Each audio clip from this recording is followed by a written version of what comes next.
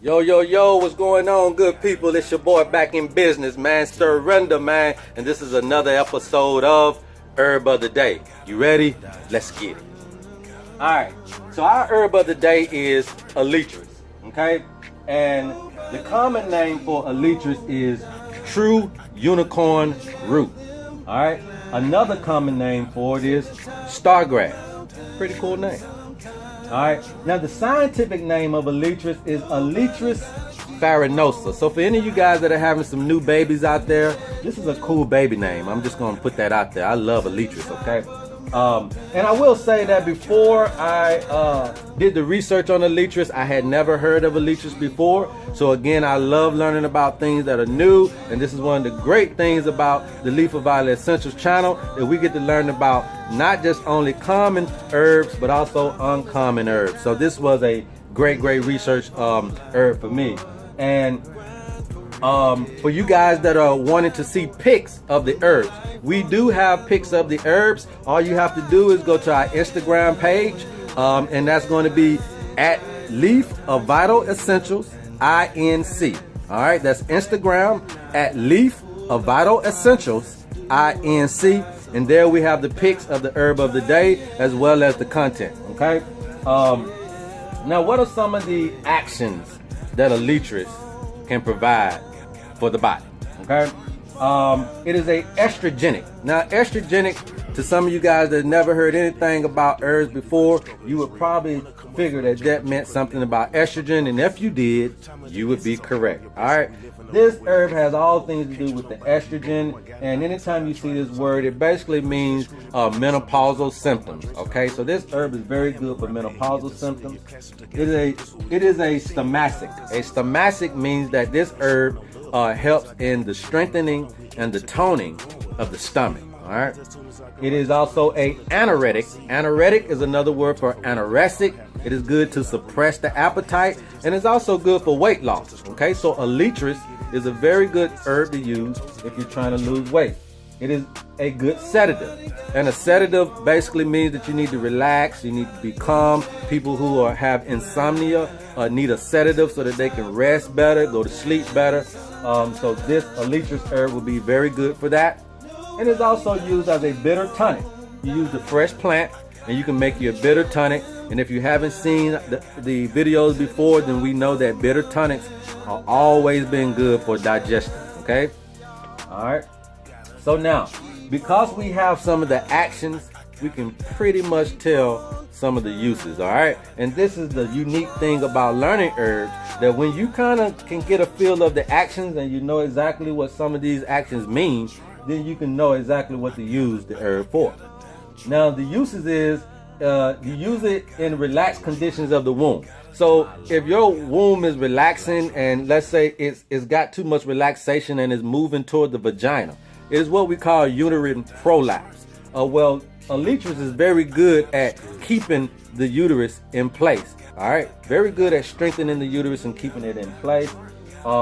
It is also used for the lack of vitality in teenage girls and menopausal women due to blood loss and nutrient deficiency. So I put blood loss and nutrient deficiency together because they're synonymous. Anytime you lose blood, you lose nutrients. There are nutrients in your blood. The number one nutrient you lose is iron.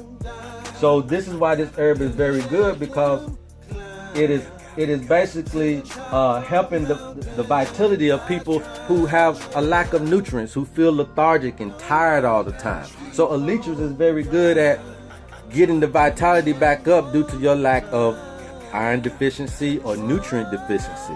Now, I want to kind of hit the nutrient deficiency, okay? Especially when dealing with the menses and all this menstruation stuff. Black women tend to need more iron than any other woman on the face of the earth. So when you're going through your menstrual, you need to intake more iron. And we need to look at food that have high iron intake, like liver and kidneys and some of the organ meats, okay? Because some of the muscle meat just don't have the iron that you need.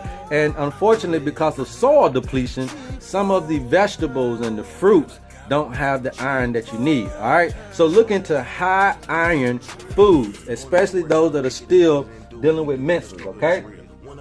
Aletris is also good for loss of appetite, which we said before is good for flatulence, which is just gas. It is good for dyspepsia. Dyspepsia is another fancy word for indigestion. All right, so Aletris is very good for indigestion, and it's good for colic or colic. And colic is disorders that happen with the colon, intestines, and gallbladder. Okay, now colic normally is found in infants because of the digestive system trying to build itself up and everything like that. And sometimes babies' intestines just don't formulate in the way it should, and you may have some blockages there. So colic is normally found in infants. All right, but Aletris is very good for that. Okay, and like we said before, it's good for uterine prolapse when the uterine fell down to the vagina. All right, and it's also good for Dysmenorrhoea. Dysmenorrhoea is a fancy word for the menses. Okay, so we see exactly what Aletris can do for us. Now, what are some of the recommended doses? Aletris comes in liquid extract with a little alcohol.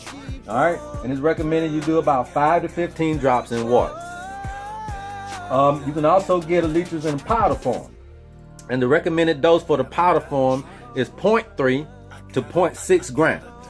Okay, and you can also get it as a poultice. You can use it as a poultice. Now, what is a poultice? A poultice is normally an herb that we can use to just place right on the skin, or right on top of a sore, right on top of the infection, to get the medicinal uses out of it. So Aletris is made as a poultice as well, and you can put it right over sore and painful breasts, and it'll do its thing.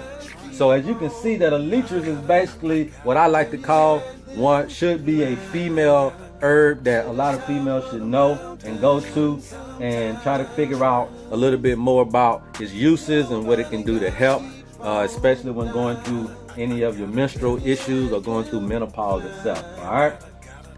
Now, if you guys have ever used Aletris before, please feel free to leave us a comment and share your experience with Aletris, so that we can let people know who are interested in Aletris, so that they can kind of figure out what are some of the symptoms and how are some of the ways that you guys have used it. Again, I will have to make this disclaimer. I am not a doctor or physician, so please consult your physician before taking any of the herbs, and do your research before putting anything in your body. Okay, that's just what we like to say here at Leafofvitalessentials World.